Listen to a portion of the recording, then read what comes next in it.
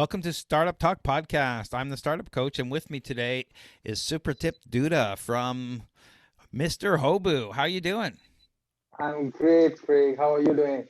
I'm doing great. You're the founder and CEO, and I used to believe the name was Hobu. Can you tell me the story about the name Hobu and why it's Mr. Hobu now? Yeah, absolutely. There's a cute story behind it. We launched as HobuOnline.com. First of all, we didn't get that portal, so Hobu Online. So Hobu stands for home and business. You know, we are a solution providing company for business as well as home, for homeowners. So it was HobuOnline.com. So then I was, onboarding contractors and talking to them, and they couldn't pronounce my name well. Supratip Dutta, they couldn't pronounce it well. So they started calling me as Mr. Hobu. So it happened quite a number of times that they started calling me Mr. Hobu. And I thought, oh, that can be a brand. So let's, call ourselves as Mr. Hobu. So that's how it all changed. And I guess, when it's hard to resist when people just start calling you that. Pretty amazing. Probably that is one of the most prized possession for me behind starting this company. So, since you told us a little bit about the name, why don't you tell us a little bit about Mr. Hobu? What do you do? Absolutely. Absolutely. I would love to tell about Mr. Hobu. So as a vision of the company, we are making it as an ecosystem around homeowners and business service providers, like small businesses as well as individual people who are working on the field related to home services. So that is what Mr. Hobo is all about. So currently, what we are doing is we are connecting an homeowners with a plumber or an electrician or a lawn mowing person. So anything that you need for your home services. We are focusing on like small to medium level renovations, but we also do like small service calls as well. So that is currently we are doing right now, and we are also taking in queries for bigger projects as well, where we can connect with our contractors to the homeowners and take it on from there. And I noticed some products on the front page. Are those rentals or just contracting type products? No, so what we are targeting a smart home sector.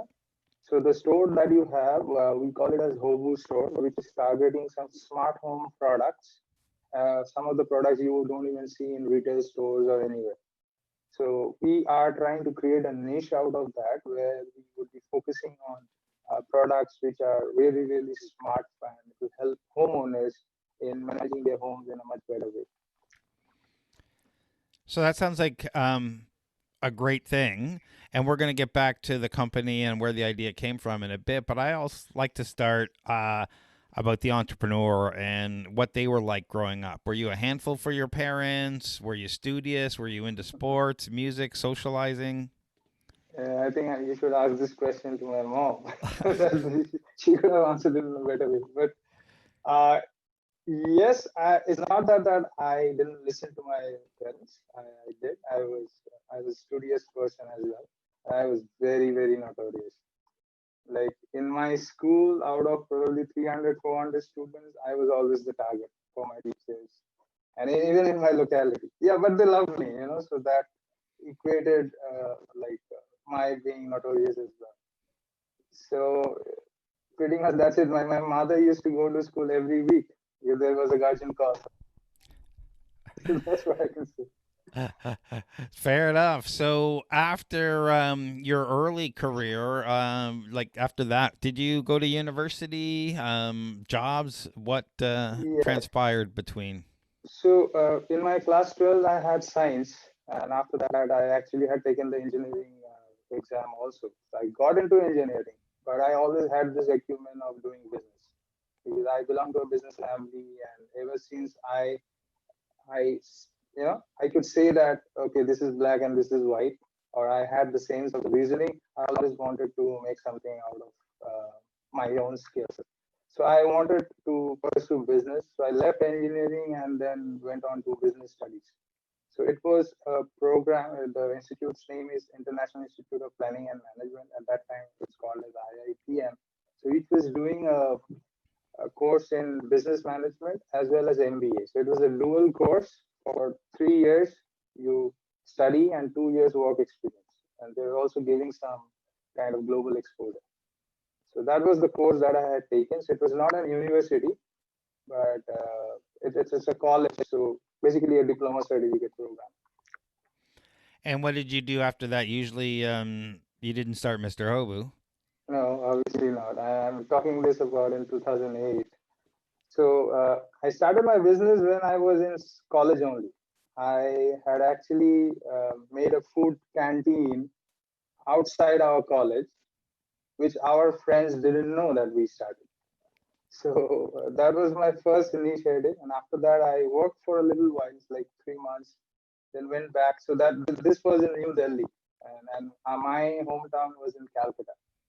So then I went back to Calcutta and started another business with little money from my father. Did well, but then after that failed. And then I had to join an organization. So I worked in the same institute, but it was getting launched in my city at that point of time. So pretty much that was also a startup because I always loved being into a startup or doing something in startup. So started there and actually pretty much did everything, like wore multiple hats, counsel students, did sales, and then I was a manager in the strategic management group. So I had to present my college in different other institutes and in front of the corporates. So from there, the business development started. And then in 2011, I was also a professor by that time. I used to teach MBA students and engineering students also. So it was pretty much, like a very good experience. But in 2011, I left it because I thought that I should do something more uh, because that entrepreneurial thing was always there. So I just left the job. I was at the peak of my career. I left the job and just sat at home. I didn't know what to do. So I was planning what to do next. So then, I had gone through several other turnovers in my life. My father departed in 2011, so I had to take care of my family business also a little bit. But then kept on, doing multiple things, failed in few. At 2000, so then I also met my wife, got married, and I started a company in 2015. In like after 2 or 3 failures, I started a company in 2015, which was into digital offline marketing in India. Started doing very well. By that time, the PR also came in for Canada. So I had to shift to Canada in 2016 June, and then started my career in Rogers with door-to-door sales. From there, where I learned about the necessities of the services and maintenance for home, and then all it started. Like the idea was going on from there, but fully I started working from 2018. So that was the birth of Mr. Hobu, and then how it went on.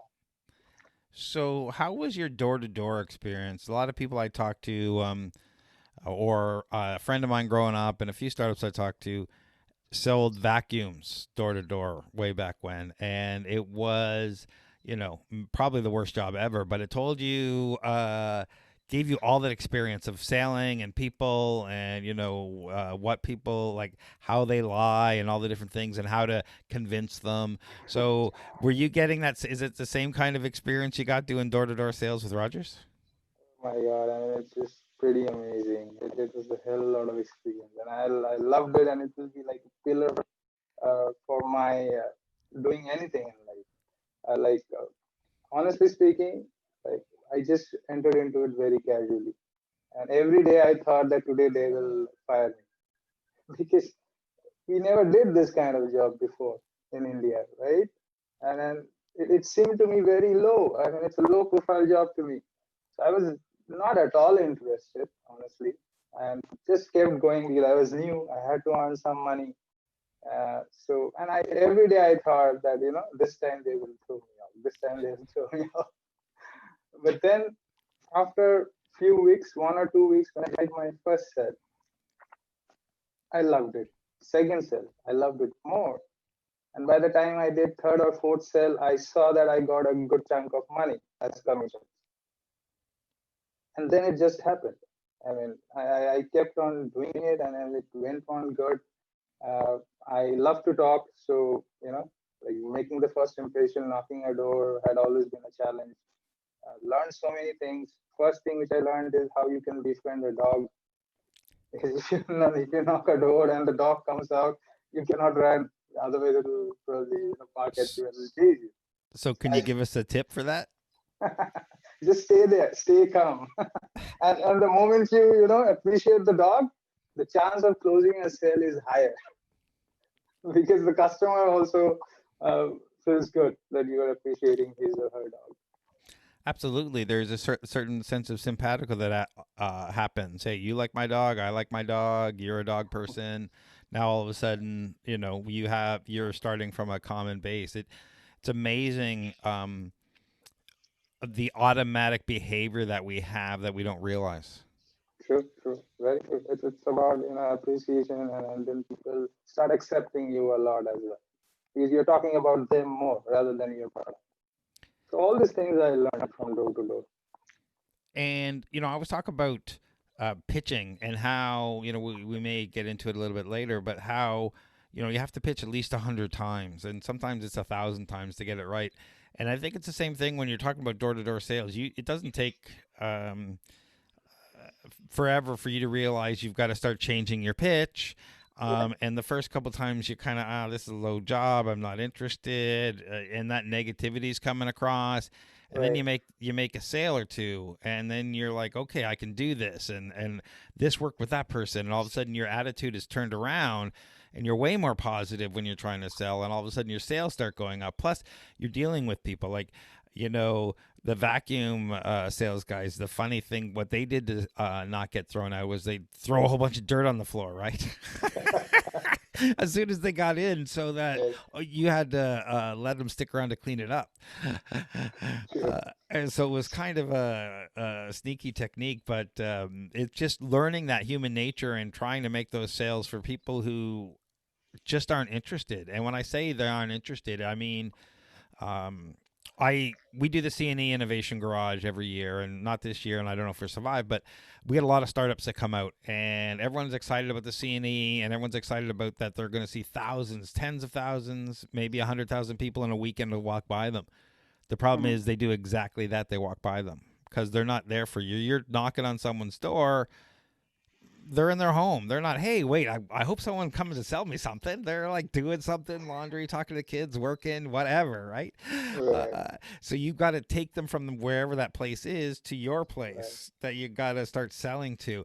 And how does that translate to, working with business now? Understanding that position is really hard for a lot of startups because the CNEs, the first day is brutal because everyone in general, if you have a plan, if you haven't been there, they just walk by you because they don't care. They've got 4 kids or 2 kids, and they just came out of this event and they want to go over here, and there's 100 other things that could possibly that have their True. attention.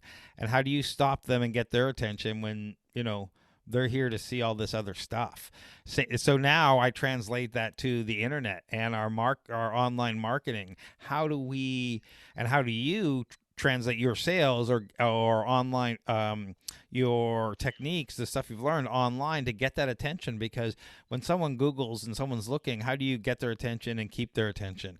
How are you taking some of those marketing skills, or how are you finding your customers online, using any of those skills?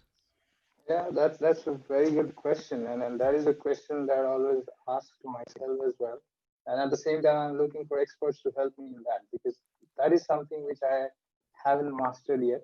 I'm still learning it. But what I believe being in sales is that sales happens at different stages. Like right up front, if you go and pitch a product, it's not going to sell. Uh, there are different stages. First, you have to grid the customer. You have to ask a lot of questions, valid questions, where you can actually understand or qualify your customers first.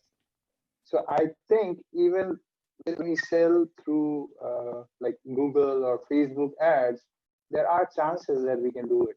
Where the first approach should be taking their attention. So maybe try and generate lead first if they're interested, and then you can follow up with them maybe with emails or over a call. Uh, Nowadays, with because of different what to say, like different regularities, you are probably not able to call directly or send a text message. In India, it used to happen a lot, but I think there is no other better alternative than talking to a person over a phone and then trying and understand what they need. I mean, I am a deep believer in it, and then I do it by myself, and I've seen that my closing ratio is almost doubled in that case. And for social media, as I told you, yes, there are different stages, and I am coming across it. It wouldn't be like justified if I give you like what I'm doing right now, because that might not be the right stage. That what I'm doing. And that's okay. I think everyone struggles with this because you're absolutely right. Face to face or on the phone is way better than anything else we happen to be doing right now. But it's an old school technique. And I want to say that there's a whole generation who are very uncomfortable on the phone. There's a whole generation now that they don't talk to you. So we customers, businesses, startups have to figure out how do we get their attention because they don't want us calling them.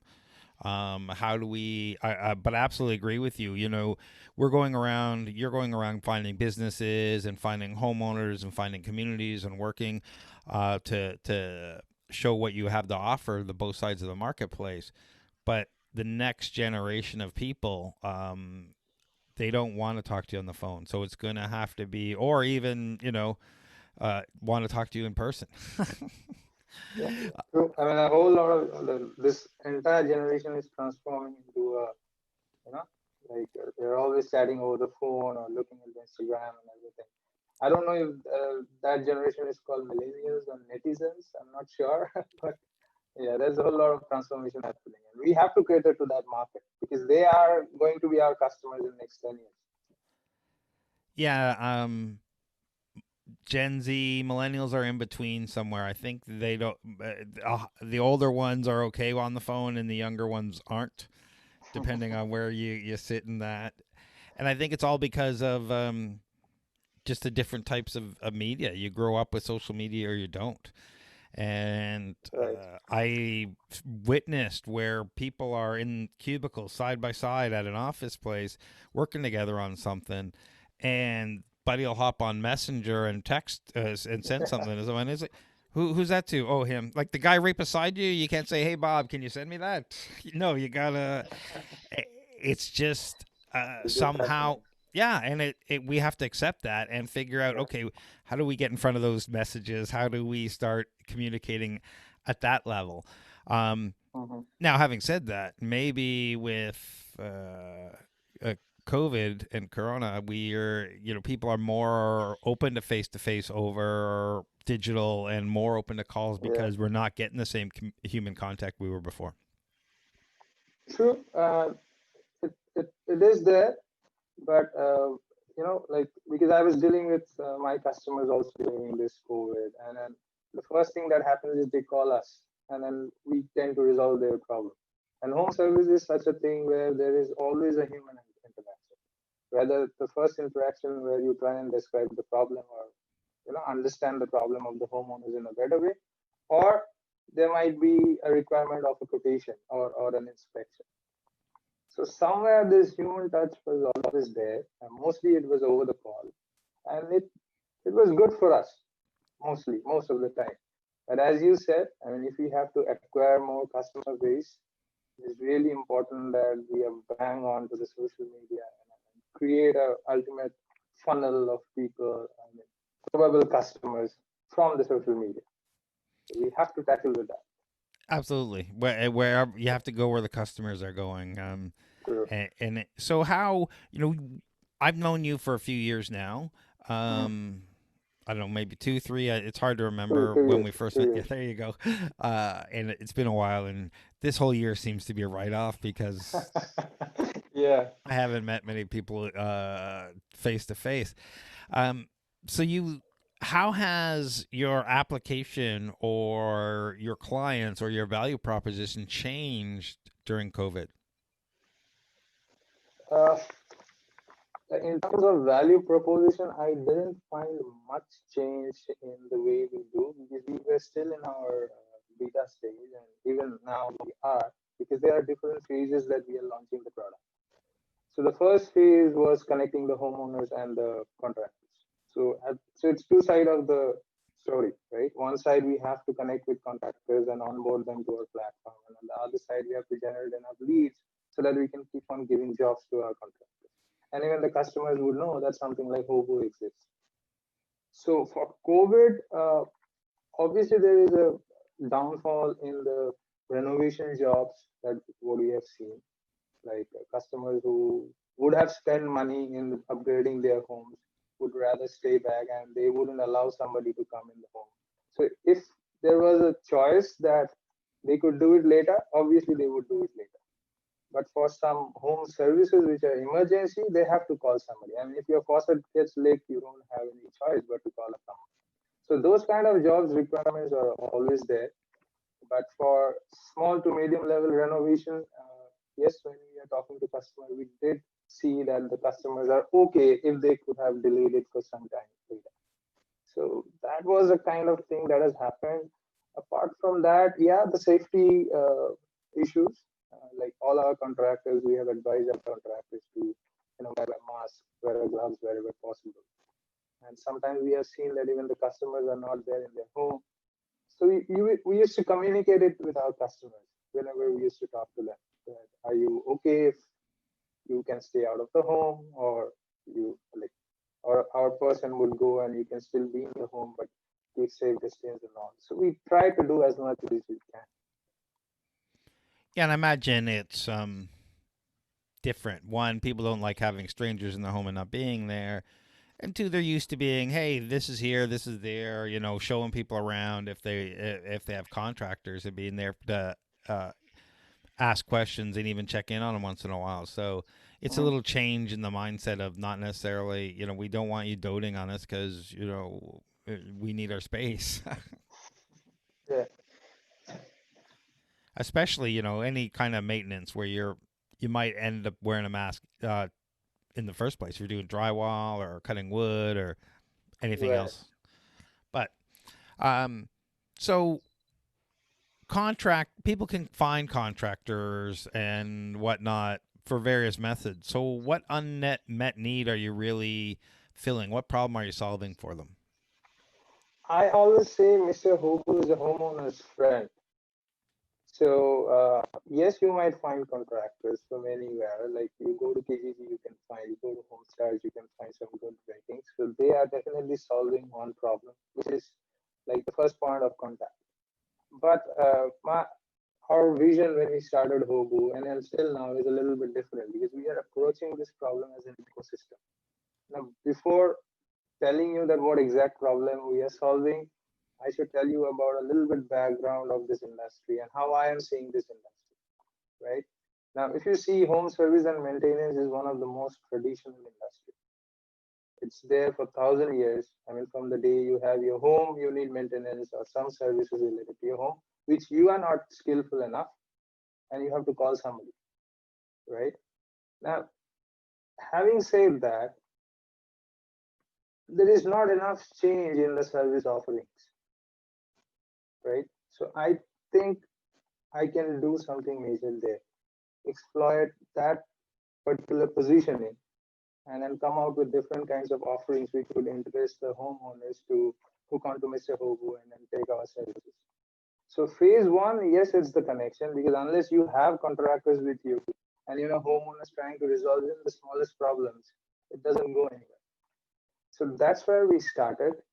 But it's all about connecting the dots, as Steve Jobs said. There are many things that we can do through it because right now there is a trend of changing a traditional home into a smart home. People are installing smart home devices. You have Google and Alexa to take care of even the switch on or switch off of your lights. So we are in a uh, position of vetting that and come up with some solution where we can be a one-stop solution for the homeowners to tackle their home, even the smart home devices, and also, that can predict some damages for their home as well as maybe something about any service and maintenance needs that they have, and it can all happen through one platform. So that's why I said Mr. Hobu is a homeowner's friend. If you need about anything about your home maintenance and services, it is Mr. Hobu. You don't need to go anywhere else. And one more thing which I think is knowledge and the initial trust which the customer wants to get involved. So that is where we are trying to figure uh, figure out a solution, and then become a very uh, strong company in providing that value proposition. And if you are coming to Mr. Hobu, you are sure that you will get the right knowledge for the job that you want to do. And at the same time, when you get involved with us, there is a trust in it. Because any of our other competitors doesn't solve that issue. Yes, from KGG, you might get 10 other contractors, but at the same time, you have to call all of them. And then still, you don't know who is the best person, right? But at Hobu, if you come and just tell us your problem, we will match you to the best person. And not only that, we sit on top of the job and then make sure that the job is completed in the rightful way. So that is a value proposition that we are expecting can scale up, and then at the same time give enough value to our customers to stick to us. And so far it has happened. Like a customer who has taken a job from us, they've always come back. Yeah. You're mute. Yeah, so you're the person I call if there's a problem. You're the one person, because you gave me. I come onto Hobu. I say I need, I don't know, something done in my home, some plumbing done. You find the right person, send them to me, and if I've got a problem, I talk to you. We have a team who takes on the calls, but at the same time, some part of this process is already automated, because when we have onboarded the contractors and vendors, we go through a certain vetting process where we understand what kind of jobs they need, what kind of jobs they like. Somebody likes to do renovation jobs, while somebody likes to do service calls. So depending on the job, we actually give it to the person. Plus, there are scheduling problem as well, because we know that these contractors are busy most of the time, or if not busy, we wouldn't know what they are doing. So there are certain parameters that we do take under consideration when we are onboarding a contractor or a vendor, and depending on that, we assign them jobs. So that's how it goes on. So your app is now available for everyone to download. I think it's in both Apple and the Google Play Uh, Store. yes, so there are two platforms. One for the customer. For the customer platform is mrhobu.com or hobuonline.com. You can go anywhere and you can book a service. And for the contractors, we have an app which is Hobu VMS, Vendor Management System. So you can go to both Play Store and Apple Store and then find that app for contractors. So what do contractors do in your app? So right, we have a hybrid app in the sense like uh, it helps them in scheduling, uh, invoicing, and seamless communication with their customers. So that is for their own job. So if I talk about say any one of our competitors who could just do a billing software, or say who is just a scheduler, right? Or say if I name a company, maybe House Pro or some other competitors are there. So what they do is they help the contractors in managing their own job. So we do that. Plus, in the same app, they get leads as well as jobs from us.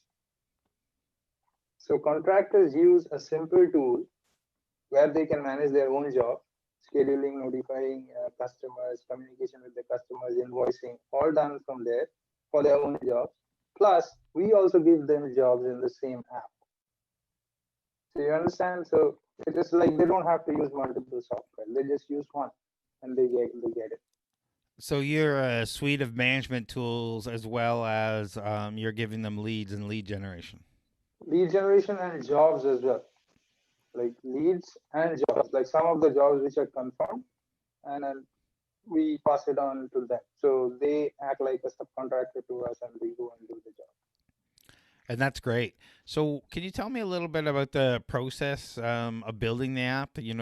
Was it developed in house? Did you outsource it? What worked, what didn't? I have a team, like like I have two engineers working with me. I'm the product owner there, but they are great guys also. I mean, the back end and the front end.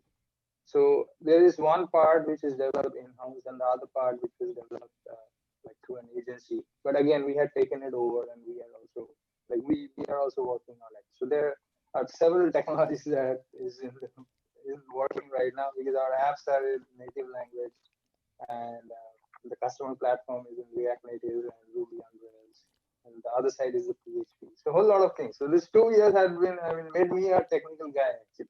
I was not a technical guy, but yeah, I guess it forced your hand. You have to do everything, right? yeah, everything. I mean, I loved it. I mean, 2 years, so much of advancement in knowledge. I mean, I wouldn't have got it anywhere if I wouldn't have started this company. So I understand that you're in the middle of an equity crowdfunding campaign. Can you tell me Yeah, about the process of getting on the platform and how far along the campaign you are and some lessons learned? yeah, absolutely. The crowdfunding is being done by Equivesto, which is, I think, one of the example market dealer. So you can log on to equivesto.com/Mr. Hobu, MR/HOBU Hobu, and you'll get to know a lot of things about our offerings and what is going on there.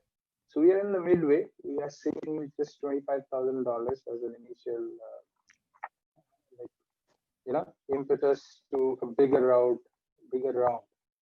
So we have planned it accordingly. And the reason why we are doing crowdfunding, because when the crowd participates, it means a lot, right? And what so far, what I haven't done, and that's what taught me, and like that's what this crowdfunding has taught me, is you have to make a community. If people start loving you as a community, then your business will sustain. So I have started working on it, and I am building a special Facebook group. You guys can also join the private group for Mr. Hobu, and then we come up with deals and promotions in that group for the group members. So some part of it you can see in our store, which is Hobu store, but you will not get the deals and promotions which we share in the Facebook group.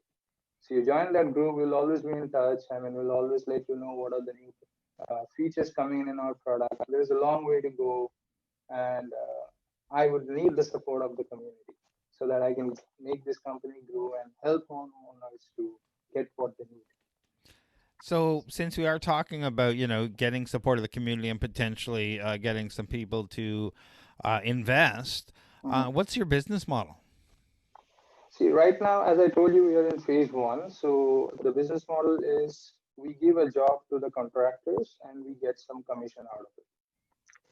So that is a straightforward business model. But as I told you, the app is a management tool also. So we are supporting our contractors with different kinds of services, right? I mean, you can subscribe to our app, which also helps in lead generation. We can also take care of their social media, so we are supporting them as an admin also. So there are different level of services which are coming up as subscription for contractors. So we are a market focused company wherein continuously we are trying to get customers, and at the same time we are trying to help contractors to manage their business so that they can just focus in doing what they love doing, and the admin part can be left on to us. So that is something that we are working on and we are trying to push in the market. And once they are onboarded with us and we take care of them, there are so many things that we can do. Yeah, it sounds really good. Just the whole focus on managing the vendors and making sure they have all the tools. And since you're giving them all the tools and clients and jobs and potential leads as well, it's a whole package. Like they can Yeah, run their whole business from there. exactly. I mean, they don't have to go anywhere. And what I believe, as I first told you, is the knowledge, the same amount of knowledge that we are sharing with the customer whenever they are trying to do a job. For example, if somebody says, okay, I want to do some electrical wiring in my basement. So some of the things they don't know, like whether they need to upgrade a panel, they need to take permission from the city, or they need to take an insurance or not. So we try to inform the customers right up front, so they feel comfortable with us, right? Similarly, when we are dealing with the contractors, it's definitely they know their job best, but we can support them a lot in many other ways. So we want to be there obviously friend, and at the same time, a one-stop solution for them as well, so that they don't have to go anywhere else.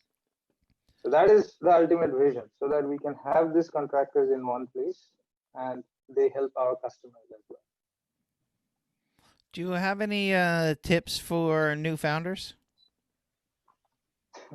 Yes, from my journey so far, like what kind of tips you asking about? Maybe in one liner or Yeah, well, it depends. Like it depends on how what it is and why. Like if you have tips on why you're still doing what you're doing. You mentioned you failed a few times, but here you are still with this startup a couple of years into it. You Mhm. got the app, you're building and growing your audience and building your community. So, what are you tips for startups who, are floundering a bit? Yeah, I think the number one point I would say is be resilient. Like you do what you have to do. Don't bother about anything else. You don't have knowledge, you'll gain knowledge. You don't have somebody, you'll get somebody. You don't have money. That is the second tip that I'll be telling it to you. But even if you don't have money, there is something little that you can do. So do that little and go forward. Trust me, the law of attraction is there. It will push you to achieve what you want to achieve if you are on the right track. The second thing that I would like to mention is uh, you have to be resourceful. Resourceful in the sense like try to achieve. I mean, this is something that I studied and I got it from Paul Graham's essay or paragraph, you can say. Try to achieve 90% with just 10% of what you have. Use 10% of resource and try to achieve 90% of the output that you want to have in your business. So maybe you can do a back calculation, ultimately this is your output. Come back. Okay. You might see that you don't even need an app to start your business, or you don't need a product, you don't need your tech team, you don't need your co-founder maybe. So you can start something like that. So do that. And then when you have money, don't think of spending it immediately. Consider you are poor, and then you start working in that way so that you can achieve 90% with just 10% of your resources. And trust me, you will get to that point and you'll learn a lot of things in that. And number three is you have to be very, very careful when you hire somebody, at least your first or second employee. I mean, that can either make or break your company. I mean, so I don't know how you do that. I suppose there are different metrics to understand like who would be the best person suitable for you. But I would recommend that somebody who fits your culture best, not maybe somebody who is tremendous in skillful in what you're looking for, but somebody who is a little skillful but fits to your culture most. You should always look out for that person. I've managed a lot of people throughout my various career, and the one thing I ended up learning is I hired for exactly that, for fit and desire more than skill. Because I hired people who had done a job for 15 years and they would not be told how to do their job. I've done this job for 15 years. I know how to, yeah, but that was in a different company. We've got different processes. They are this way. And, I hire somebody new who doesn't know. And guess what? They're hungry to learn. They want to, they're happy to please. They're going to do it your way after, if you treat them right and you give them the tools and learn and grow. So there are pros and cons for all of that. Absolutely. I mean, startup is a startup. It's not a business. It's just like a baby. There is no manual. There is nothing fixed. I mean, every day changes. So it's better you have someone who are ready to adapt to those changes and work with you accordingly. It's tough getting a co-founder and somebody who can work along with you, even no matter how infectious you are in your energy. To get the right people, it's tough. Yeah, and we didn't really touch on co-founders, but co-founders can be really hard because it is like a marriage. Investors are like a marriage, and co-founders like a marriage. You work together all day, and then you have to have a beer at the end of the day. You can be fighting loggerheads on where to spend the money and where the priorities should go and what should happen. But you know you've got to move forward. You can't hate each other. So and you have to work, and because and if you aren't at loggerheads on some of these things, then you probably don't care enough. So Right. And if you even if you're a loggerhead and you're fighting, that's something should not, you know, like affect your personal relationship. yeah, Personal relationship is something else. And even if you fight, even if you go fist fight, also take it sportily. I mean, just the way you would get into a sport. And getting that kind of people is very hard. Very hard. Like who would take critics like very positively and still be with you. So maybe not your wife also would be like that, but a co-founder has to be like that.